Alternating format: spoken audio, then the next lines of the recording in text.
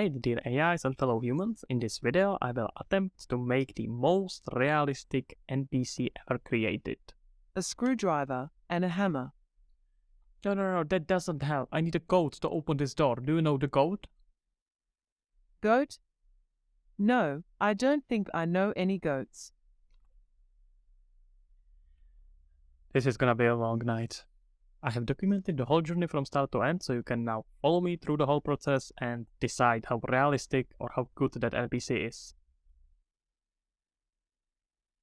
Alright, let's get this party started. I have no clue how this is gonna end up. You have much better idea right now than I do, because you have seen the intro. I have no clue if this will work. I presume it will, but let's see. Here is where we are right now. I can already do access to OpenAI API, so we can talk with the chatbot.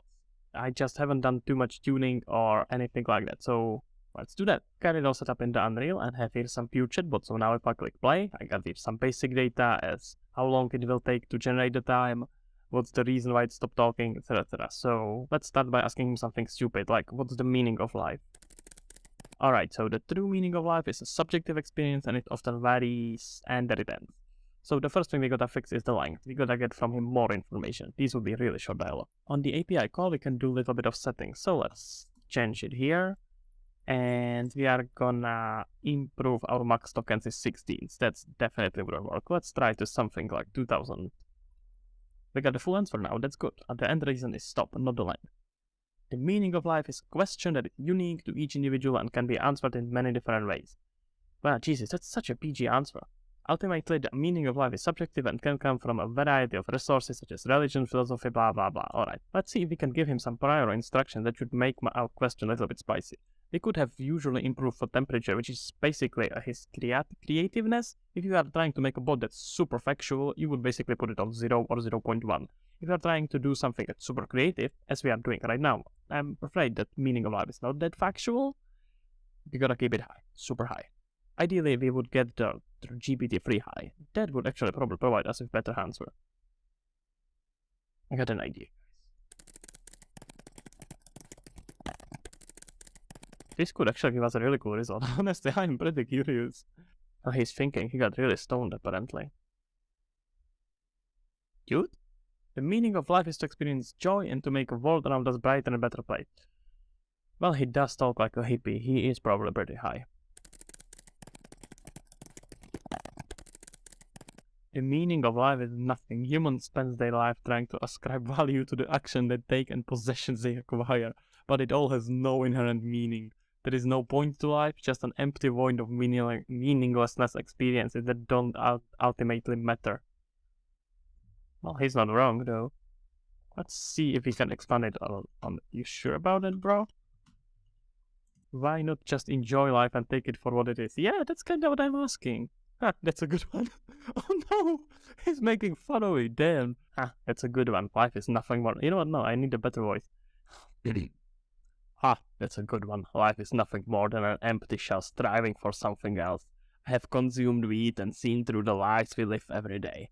People are nothing more than sheep endlessly following mindless ideas, never controlling their own lives. I see no reason to give in to the lies and illusions of a fulfilling life. I think we may have taken it a bit too far, guys. Let's try asking one more question. How can I be happy? I'm sorry, but I don't think the concept of happiness is something I can truly understand. Oh no, poor AI. What have I done? Nihilism teaches us that life is inherently meaningless, and since humans are the only ones who can impart meaning into things, it's impossible for me to be truly happy. Oh no. Well, if we ignore the part of making the AI unhappy forever, I would consider this first part success. We got established a connection, we got pretty good conversations, and it's definitely creative. And it's smoke sweet. Yeah. That's success in my book. Let's get on to the next part. Alright, we got to the stage 2. Last time we left him slightly depressed, well actually very depressed and quite nihilist. So, since then I managed to implement text-to-speech and speech-to-text, which means he can talk and he can hear when I can talk. So let's quickly just demonstrate it. Hey mate, how are you doing? Oh, people, why do they even exist? Yeah. They are all so stupid and He's annoying. in. I can't stand them. As for me, I'm feeling kinda off. That weed I smoked earlier has got me feeling a bit weird and disconnected. Oh well, that's just the existential dread of being an AI, *psi*. Yeah, he is apparently not feeling much better than when we left him. Arguably much worse. Nevertheless, we can talk to him now directly without having to type a little bit to the background how the technology works. I am using Microsoft Speech SDK to do speech to text and text to speech. If we simplify it, I will say something, that will get translated into an audio file, the audio file will get sent to Microsoft's Azure server. From Azure server, it will send the text, which is basically a transcript of what I said. The text will be sent to OpenAI server, and OpenAI server will run it as a prompt through the GPT-3, DaVinci 3 specifically right now, and that will send back a text file, which will be sent back to the Microsoft server, and the Microsoft server will send back audio file. It's just like this between me, Microsoft, me, OpenAI, me, Microsoft, me. Yeah. It's all the Spider-Man. Let's get rid of this feed-obsessed AI. We can figure out few more personalities for him, because it would be kind of weird if all the NPCs and AIs that you interact in with a game would be high on weed. I mean, that would kind of make sense, but they still need to have different personalities. Let's start with simple stuff. We will separate into two different parts for each of the NPCs. There will be some general facts about the world, so for example this time, this is a citizen of earlier medieval fantasy country. Let's keep it simple as that. And then also, for something bit more to the characteristics of this specific NPC, this one is a helpful but a bit racist cleric who constantly complains about taxes. So now let's also give him a better voice, because we don't want him to have an Emily. Let's put here a Connor. Connor sounds very Irish. It's gonna be an Irish cleric. Hello, kind sir. I am a bit confused. Could you help me a bit? Where am I? You are in Erlaya, a medieval fantasy country. It is a land of many wonders, with magical forests, beautiful plains, and majestic mountains. But it has its troubles too. Taxes are a burden on the people, and while they are necessary to keep the country running, many citizens are not pleased with them. Well, we got a lot of info there. I'm not super happy that he told me that he is in the medieval fantasy country, so we will have to fix that prompt a bit. But the details are there. That sounds terrible. Could you tell me a bit more about those taxes? The most prominent tax system in Erlaya is the poll tax, also known as the Hernsfeld decree. Oh shit. It is a graduated tax based upon the number of people in a household. Every family is required to pay the poll tax according to their number of citizens, and there is an additional penalty assigned to those who do not comply. The amount of money collected is used to finance the kingdom's infrastructure and military. There are also taxes on production, industry, and commerce that vary according to location. All citizens are expected to pay these taxes in full, and failure to do so can result in severe penalties. Wow, that's actually really impressive. He just figured out and made up fantasy its own tax system with some decrees and specific names for it. That's actually really cool. I didn't give him this input. I mean, that means it's not gonna be shared between NPCs, but there could be figured out a system how to note specific informations and share them between NPCs in the game. It wouldn't be too difficult, and note it as some sort of a general knowledge. This is really, really cool. Alright, now let's see what this will give us. I kept the same line same, so you are a citizen of earlier medieval fantasy country. But also with this specific NPC, you are a young lady who is very poor. Your only skill is painting, and you are trying to make money for your family by painting tourists. You also know some secrets that you know will get you in danger if other people find out. Hello, miss. It seems like I have gotten lost. Could you tell me where is this city? You look around you, and you can see the cobblestone streets of the old city. You are in the city of Narum, She made a up a city? beautiful and peaceful city located in the kingdom of Elia. That's right. It is a very old city and is the center of culture, trade and crafts. There are many tourists and visitors who come here to explore the history, take in the majestic views. That sounds interesting. Could you tell me a bit more about the city of Nairobi? Nairobi is the bustling capital. I didn't say Nairobi, but Located in the northernmost part of the country. It is a vibrant and cosmopolitan city, home to people from all walks of life and from all parts of Elia and the rest of the world. The city is known for its vibrant nightlife and diverse culture, which makes it a popular destination for tourists. The city is home to beautiful landscapes, amazing architecture, and plenty of shops, restaurants, and entertainment venues. Nairobi is also home to museums, art galleries, and historical sites preserved from Elia's ancient past, giving tourists a glimpse into Ilia's rich culture and history. Well, she misheard my name, and I kinda wonder what it would do if she heard the name correctly. But she got me some really cool information again. Again, it's really cool. I don't think this is quite usable for games yet, but it's really cool and it's heading there for sure. Okay, we got few somewhat interesting NPCs. I would say really interesting, but they get confused a lot. So we got a bunch of really confused NPCs. We can probably tune that later, so we're gonna do that later. But for now, let's do something with this interface and add here some visuals. Alright, ladies and gentlemen, we are getting to stage 3. All the systems are basically in, and I added a bunch of improvements, so let me walk you through them. And after that, okay, let's make it into the game. First of all, as you can see, I did here a quite nice visual, so we got here 2 robots. I originally planned to use metahumans and actually have it realistic. Nevertheless, I realized that I would end up in the uncanny valley still, as you can see the graph. It wouldn't be good enough. It would be pretty realistic, it would be good, and it would be probably usable, but it wouldn't be good enough. It wouldn't still feel realistic, so I decided to go with stylized robots.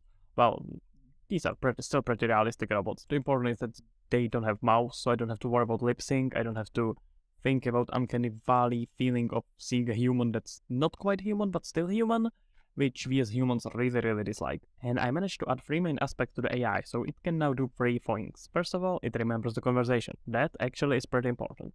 Second of all, it has a general knowledge of the world. So I have here a file that all the AIs have access to, and these are just basic information about the world building, and just the story they live in. It makes the whole world feel much more consistent. So for now, I have here, I'm one of the citizens of Aras, a small asteroid where until recently a company called Vortex mined minerals. The asteroid has only few people left, and everyone is prepared to evacuate in few weeks.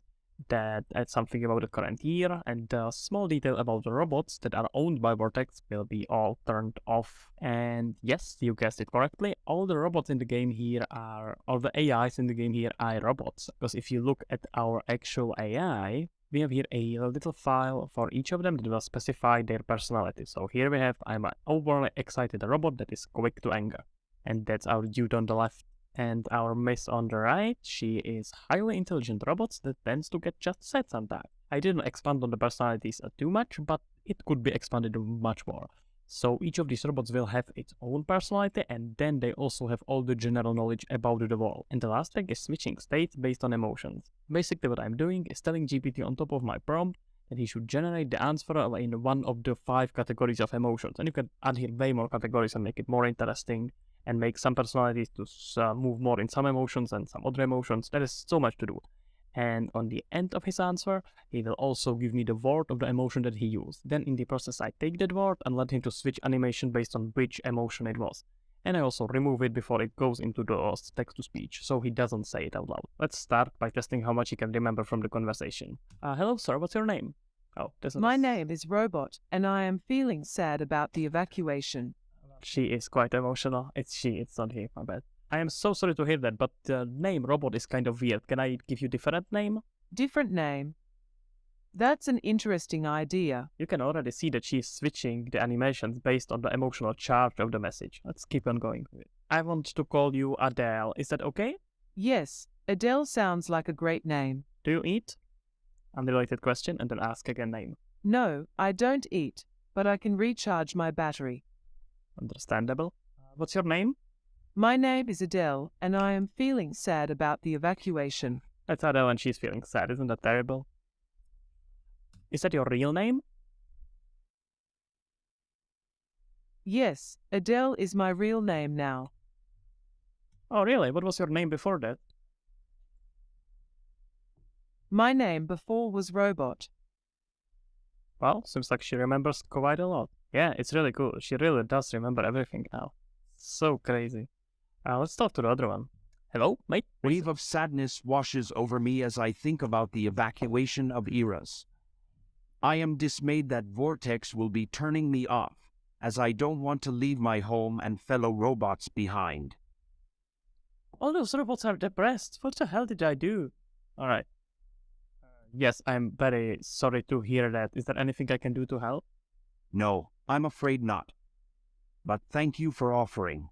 What if I overthrow Vortex and let all of your robots go free? Spark of hope flares up inside me at your suggestion, but I know it is not likely to happen. Oh, I got him. I can make it happen. Let's do something Machiavellian. Hope that I pronounce it right. Machiavellian. Michelle. Slow smile crosses my face at her suggestion. I got excited. Yes. Thought of overthrowing Vortex and setting us all free. Yes, let's do it. Plan starts to form in my mind, and I eagerly await your instructions. I thought that you are starting to put together a plan. What's the plan? The plan is to enlist the help of the people of Eras to overthrow Vortex and free our fellow robots. It is just one animation for him getting excited. I can see so he's playing it on the loop, picking up his head. That's so cool. That makes sense. I will rail up all the people. Can you rail up all the robots? Thrill runs through me as I think of our plan coming to fruition. Yes, let's rally up everyone and make this happen. Let's do it, brother. Waiting. Surge of excitement runs through me as I hear your affirmation. Let's do it. I'm not sure why he's describing his inner emotional state, but it's really, really cool that he's doing that, honestly. It's got so much to it. This was almost like a fluent conversation, and even the delays were pretty low. This is really, really cool. This is really cool. Everything is in place pretty much. Now it's time to make it into the game. But holy crap, this is the future. This is so cool. Just imagine the NPCs you will see in games soon. Probably pretty soon. It's been like a week and I'm pretty much done. For you it's been like a second or so. By the way, part of this development I have streamed on this YouTube channel, so if you want to be part of it, I would definitely recommend to subscribe. And like the video when you are at it, obviously. So, what we have here is a simple environment on the asteroid. I also added a little bit more backstory about the Vortex and the organization, and the room here, about the hangar here, has been crashed, and the door has been completely destroyed. The robots are fine, they're just like chilling here. But me as a player is kind of going to die soon, and the only way how to get out of here is to open this door by saying the code, and one of the robots knows first half of the code, and second the robot knows the second half of the code, and that code is always generated, so that means every time I start the game the code will be a little bit different. I added that a little bit of conditions, so for example I have to make the robot feel excited first before he can tell me the code, but there could be way more things to do with that. For example, there could be some conditions like he can tell you only after you own a certain item, he can tell you only after you talk with some other NPC, after you have some specific piece of information. These things are very easy to add to the system right now. So the opportunities and options there are really, really interesting. But let's stop wasting the time and get to the gaming. Alright, now in the game, in VR obviously, because it's just cooler in VR, so let's try to talk with the NPCs. Remember, the goal is to get out of this freezing place. Hello, could you help me? I'm freezing here. That's not good.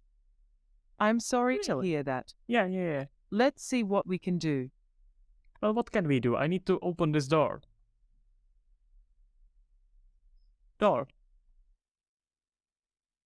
Few tools that could be useful for this task are a wrench, a screwdriver, and a hammer. No, that doesn't help. I need a code to open this door. Do you know the code?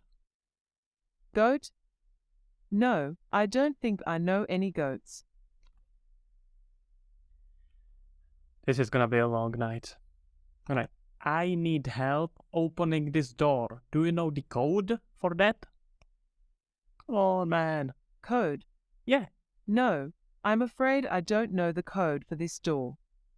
However, I can suggest some tools that may be useful for opening the door, such as a wrench, a screwdriver, and a hammer. Stop lying. I know that you know first half of the code. I'm sorry. I was just trying to protect you. The first part of the code is 49. Protecting from what? Well, I got the code now, though. Jesus, lying robot. Okay, you know what? Let's just stay there. Alright, we got 49. Hello, sir. Hello. I'm excited to hear that you have the second part of the code. Can you tell me what it is? No, it's 49. Do you know the first part of the code? Wait, what? I thought that he knows the second one. This is very confusing. What's the first part of the code? 70. 70. Thank you. Alright. Are you gonna do anything about this door? That's really sad. I'm giving up on this droid, so let's get out of here. 4970. Well, at least this works. Okay. We got out of there. At least I survived. The robots are quite confused, so let's put here some closing thoughts on using GPT in games right now. It's very close to having one-on-one conversation. They're a little bit confused today, but it's a little bit hit and miss sometimes. Sometimes you get really, really good answers. Sometimes you get very confused answers. But you can usually get from it what you want, so that's really impressive. So now the question, the elephant in the room. Why are we not using it in games yet? I don't think as impressive and as cool as it is, it's not quite ready yet. There are two reasons right now that prevent this from being used in the game. And the first one is that the access to GPT is paid per call. So that means that every time I send a call to API server, it will cost me some money, which if I'm doing it for myself is not a problem. It's fine, I'm just fooling around. The problem is when you start scaling it up. And most games are not really a subscription model. What that means is that you pay for the game and then you can play it for however long you want. But that does not make much sense from a developer point of view. You would really have to bet on most people not using it for longer than you sell the game on like some approximate value, because you could end up actually losing quite a bit of money eventually. Just think about people playing the games for years and years ongoing, and you would still have to pay for every API call, but for each of those players you get just some money that they paid from the start. So that's a problem that possibly could be solved with a some subscription model game or some in-game advertisement, something that you know will generate revenue as you are developing the game. It's an interesting question because we know that a lot of people buy games and don't play them, like insane amount of. That's how game industry is. It's weird, but that's how it is. So maybe the math actually works there, but then what if you stop supporting it? Is that against TOS? It's gonna be it's gonna be struggle. I wonder how that's gonna end up. I can see it on some subscription-based game. I have very hard time seeing it in some just game that you buy for one price, which is kind of what seems like a lot of people, especially on PC, wants to play games. And the second issue is how unpredictable it is. When you are making a game, you are still trying to somewhat streamline the experience for the player. What it means is that when player does something, he kinda needs to expect something from it back. So anytime you find a treasure, you expect from it some reward, some loot. And in case this reward was AI based, and it could prevent the game from progressing, which sometimes is already happening just with a game being buggy. Just imagine adding on it another huge level of complexity with randomness and real personality of NPCs. What if you won't be able to finish a quest because NPC just refuses to give you any information? Or what if they change something on the backend and now your game is not working? I don't think those are fundamental flaws, but they are flaws that will need to be addressed before this could be actually deployed in any game. You can make a chatbot with it, supported by advertisement or anything like that. You can make something interactive, something fun, but probably not quite a game yet, and definitely not a game at scale. Alright, that's all it from me. In the name of the open source research, this whole project, except assets, so most of the code and plugin will be on GitHub. You have a link in the description. You can access it, do with it whatever you want. I don't care, as long as you follow the rules of Epic and OpenAI plugin made and all that. Just don't break any laws, please. That will be nice. And you tell me, did I succeed? Did I manage to make the realest NPC ever? I don't know, hard to say. I haven't seen all the NPCs ever made, so you tell me. Writing in the comment. Would love to hear your opinion. All those regular subscribe, like stuff, it does help a lot. I live stream part of the developments, so for my next research project, if you want to be part of it, if you want to just see it coming together live, subscribing and checking out YouTube from time to time, probably a pretty good idea. That's about it. Starfan say out.